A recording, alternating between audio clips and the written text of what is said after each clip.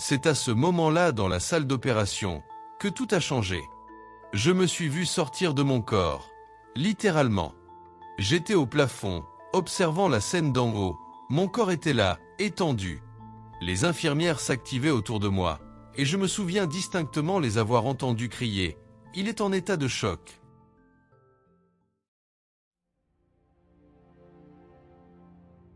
Bienvenue sur Levons le voile. Si ces témoignages vous touchent, aidez-nous à les faire rayonner. Likez, commentez, partagez et abonnez-vous. Chaque interaction permet à ces voix extraordinaires d'être entendues par le plus grand nombre. Continuons à partager la lumière, restons curieux, restons ouverts, levons le voile, ensemble. Cela s'est passé le 7 octobre 1978. Je n'avais que 17 ans, et comme beaucoup à cet âge, j'étais plein de vie. C'était pendant un match de football au lycée, un moment qui au départ n'avait rien d'inhabituel, et ce jour-là pourtant, tout a basculé. Un choc violent, je ne le savais pas encore, mais l'impact avait fendu ma rate en deux. Le médecin présent au match n'avait pas pu diagnostiquer la gravité de la blessure. Il m'a simplement dit de rentrer chez moi, de me reposer. Et pourtant, pendant tout le match, je restais là, à tenir debout alors que lentement, je me vidais de mon sang. Plus tard dans la nuit, mon père m'a emmené à l'hôpital, au lieu de me laisser rentrer avec l'équipe. Quand je suis arrivé, je pouvais à peine marcher. Je devais m'arrêter tous les quelques pas pour me pencher et laisser le sang atteindre mon cerveau. Les médecins m'ont dit plus tard que plus des 2/3 de mon sang s'était accumulé dans ma cavité abdominale. Si j'étais arrivé 30 minutes plus tard, je ne serais pas là aujourd'hui. C'est à ce moment-là dans la salle d'opération que tout a changé. Je me suis vu sortir de mon corps, littéralement. J'étais au plafond, observant la scène d'en haut. Mon corps était là, étendu. Les infirmières s'activaient autour de moi, et je me souviens distinctement les avoir entendues crier « Il est en état de choc ». Moi, j'étais calme, en paix. Et étrangement, j'essayais de leur parler, de leur proposer mon aide, comme si j'étais encore un acteur de cette scène, alors que j'en étais clairement sorti. Puis soudain, je me suis retrouvé dans une lumière. Pas une lumière ordinaire, une blancheur pure, presque vivante. Cette lumière n'agressait pas, elle enveloppait, elle baignait tout, dans une douceur absolue. Et dans cette lumière, j'ai ressenti quelque chose que je n'avais jamais connu auparavant. Un amour pur, total. Une paix si profonde, qu'aucun mot n'est assez fort pour la décrire.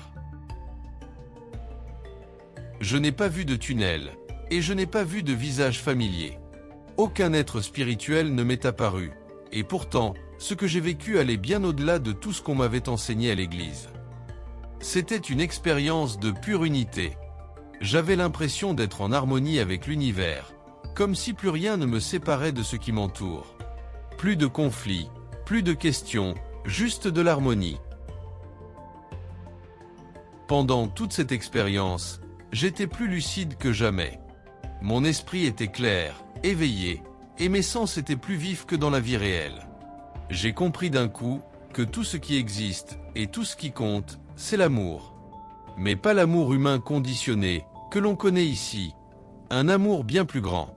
Un amour inconditionnel, infini, que notre monde ne peut que difficilement refléter. Ce moment a changé ma perception de la vie. Je n'ai pas vu ma vie défiler devant mes yeux. Je n'ai pas eu de vision du futur, ni de mission spécifique à accomplir. Mais j'ai su que je devais revenir. Que mon temps ici n'était pas encore terminé, que je devais continuer à vivre et à apprendre.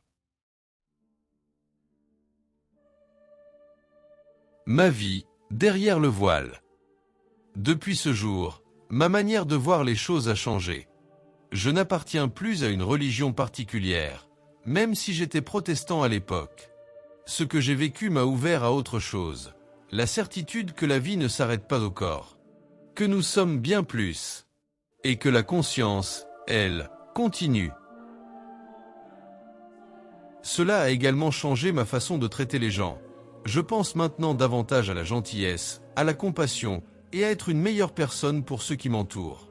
Et lorsque j'ai perdu des personnes que j'aimais, cette expérience m'a permis de lâcher prise, plus facilement.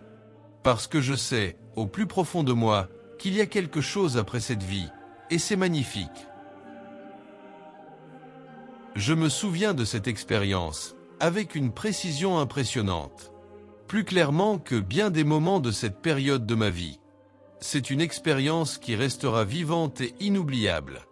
Et même si je n'ai jamais revécu quelque chose de semblable depuis, je reste convaincu que ce que j'ai vécu était réel. Absolument réel. Quand j'en parle, certains me regardent avec scepticisme. Mais ceux qui ont eux aussi connu une expérience de mort imminente me comprennent immédiatement. Il y a une sorte de reconnaissance mutuelle, une vérité que l'on porte en soi, et qu'on ne peut pas vraiment expliquer, mais qu'on ne peut plus nier non plus.